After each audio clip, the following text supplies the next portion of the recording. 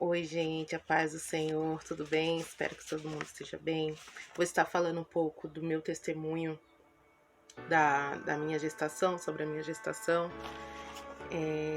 Eu fui ao médico, eu sempre passava no médico para fazer exames e tá sempre olhando os meus óvulos, porque eu tinha micropolicísticos, então a probabilidade de eu engravidar era bem pouca. E não que não engravidaria, mas a chance era mínima, né? Tem gente que precisa fazer tratamento e tal, e assim. E nisso, durante 11 anos, a gente não teve filhos. Muita gente perguntava se eu era doente ou se o Roberto era doente. Falar a verdade, eu nunca tive o desejo de ser mãe, mas eu orava para Deus, eu falava: Deus, se for para mim ser mãe, que o Senhor coloque esse desejo dentro de mim, né? E o meu esposo, o Roberto, sempre teve desejo de ser pai. E nisso eu fazendo exame de rotina, né? Fui fazer ultrassonografia transvaginal. E chegando lá, uma semana antes, a minha irmã tinha acabado de ganhar minha sobrinha. E eu peguei e na outra semana eu fui fazer exames. Aí eu fui, na hora quando eu fui fazer exames, a médica lá pegou e falou assim: me dá o papel obstetra. Aí eu fiquei assim: oxe, deve ser novata, deve estar errando tudo, né? Aí ela falou: no outro, né? Eu falei que às vezes é estagiário, né? Tá aprendendo. O obstetra. Eu falei: mano, o termo obstetra é gravidez, né? E eu, 11 anos sem gravidez, sem nada. Já tinha 4 anos que a gente não se prevenia, né? Eu tomava anticoncepcional já para regular, né, o ciclo menstrual, porque eu não menstruava, ou seja, então eu não fertilizava, né? E nisso, quando ela me deu o papel, o laudo médico, ela me deu não, ela começou a falar, né, eu vejo um saco gestacional e você tá grávida, né, porém, daqui 2 semanas você volta para refazer o exame, porque o bebê tá morto, né. E eu fiquei assim, eu só sabia rir, a minha reação era rir, né. E eu ficava assim, gente, como assim? Eu descobri a gravidez no mesmo tempo que eu descobri a gravidez, eu já descobri que eu vou ter que tirar a criança, que a criança tá morta. Aí quando eu peguei o exame, olha, gente, aqui o exame. Eu peguei o exame. Tá, aqui foi no dia 29/3/2019. Eu olhei, tava meu nome, Yara. Eu falei, meu Deus, é aqui mesmo. Aí eu peguei e vi, tava escrito assim, ó, conclusão, gestão tópica única, óbito embrionário. E eu fiquei ali, né, sem reação, só sabia rir. Aí eu fui, nesse dia a gente tinha um seminário de discipulado. E eu fui lá pro seminário, lá no Belenzinho, e eu só chorava. Eu falei, meu Deus, o neném vai apodrecer meus órgãos porque o neném tá morto, né, e não sei o quê. E nisso eu ainda não tinha contado pro Roberto, porque a gente se encontrou lá no seminário. Quando chegou em casa, eu fui contar pra ele. Aí eu falei assim, eu fiz, né, mal cena, né? Coloquei um sapatinho aqui na barriga e tal. Aí ele falou, nada, é da sua irmã, que sua irmã acabou de ganhar neném. Eu falei, não é, Roberto, é meu mesmo. Olha aqui o nome, paciente Yara de Santana Oliveira. Aí eu falei, então, só que o neném tá morto, né? E ela falou pra mim voltar daqui 2 semanas, ou seja, meu corpo ia expelir. Isso foi numa sexta-feira. Quando foi na segunda-feira, eu fui no posto de saúde, eu falei, eu estou com esse exame aqui, tá aqui essa conclusão. Ela falou, como o neném já tá óbito, a gente não tem o que fazer, vai no hospital e lá eles vão fazer a curetagem. E tá bom, tá lá eu indo lá, né? Quando eu fui, eu falei assim, não, isso na segunda. Eu falei, não, eu não vou ir lá fazer curetagem, porque é igual um parto, você fica 40 dias, né? Então e meu pai ia fazer uma operação e eu que ia cuidar do meu pai. Aí minha mãe falou assim, então toma chá abortivo já pro corpo expelir. Aí ela foi e me deu 2 copões de chá abortivo. E, gente, passou terça-feira, passou quarta e eu nada. Eu falei, meu Deus, e agora? Aí, e ninguém da igreja onde eu congregava sabia, ninguém, a não ser 2 amigas minhas e um irmão nosso. E eu peguei, e meu irmão, quando eu falava assim pro Matheus, o meu irmão, eu falava assim, Matheus, tá morto, né? Ele falou, não tá, mano, esse menino tá vivo. Ele falava, né, a gente não sabia sexo ainda, foi bem pouco, né? Tava aproximadamente umas 8 semanas por aí, o neném já tava de 2 meses. Aí a gente foi na quarta-feira, a gente foi aqui no hospital, aqui em Guarulhos. E chegando lá, a Elaine foi comigo, a Elaine falou assim, ó, a gente deu entrada como aborto retido. Aí chegou lá, ela falou assim, ó, vamos esperar mais uma semana e você faz um outro exame. Eu falei assim, tá bom, isso numa quarta-feira. Se você tiver sangramento, você volta correndo pro hospital. E, gente, até lá não tava sentindo nada, de nada, de nada. Não sentia sangramento, não sentia nada. Antes de eu descobrir a gestação, que eu não sentia enjoo, não senti nada. Eu sentia um pouco de dores nos seios, mas eu pensei que era glândulas gordurosas, como eu já tive, super normal, né? E não ter esse negócio de atraso de menstruação, porque eu já não menstruava, né? E minhas regras aí em janeiro, em fevereiro veio uma rajadinha de sangue e eu fiquei assim, oxe, vai repetir de novo, 2 meses seguidos, estranho, ainda sem remédio, sem nada, né? Mas tudo bem, ali eu já tinha engravidado, não sabia. Então, quando foi na quarta-feira que a gente deu entrada, né, no hospital, a gente saiu do hospital, não fizeram nada porque eu já ia tirar o neném, mas como eu não tava sentindo nada, não fizeram curetagem nem nada, ela falou, vamos esperar mais. Nisso, quando foi numa quinta-feira, Deus usou o presbítero Cláudio. Como eu falei, ninguém da igreja onde eu congregava sabia, ninguém sabia. E eu só sabia ir pra igreja chorar.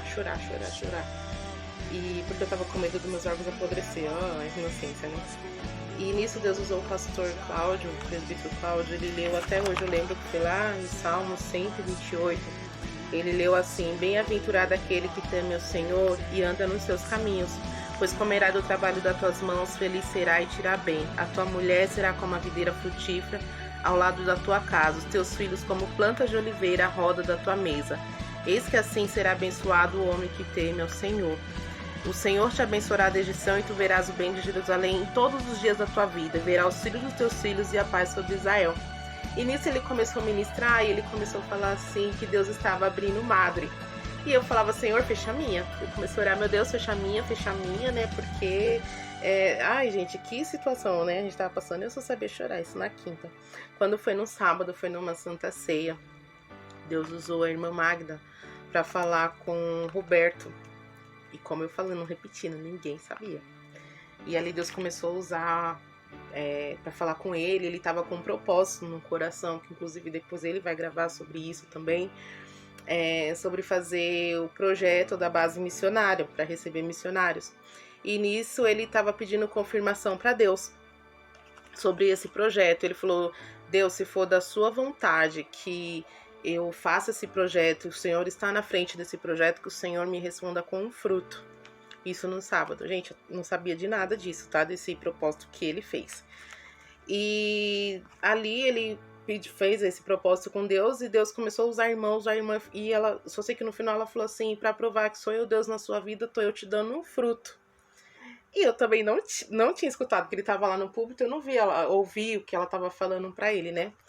Isso no sábado. Quando foi no domingo, gente, até aí eu não tinha sentido nada. Ele ia até pregar numa igreja e acabou que por causa da ultrassom demorou e ele não foi. Eu fui fazer ultrassom.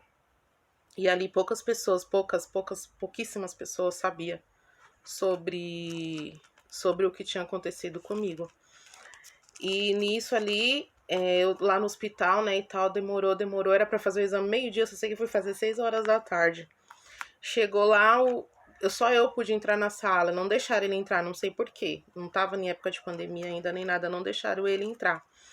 E nisso, o médico fez a ultrassom e eu escutei o coração. Gente, que sensação você escutar o coração. E eu escutei o coração ali, tuc, tuc, tuc, tuc, tuc, tuc, tuc, eu fiquei assim... Eu fiquei arregalada. Ele falou, o que foi, mãe? Eu falei, ué, a outra médica que fez falou que o neném tava em óbito. Ele olhou pra mim e falou assim, ela tava doida. Que médica que foi essa? Aí eu falei, foi um lá em Itaquera. Ela falou, então ela tá doida.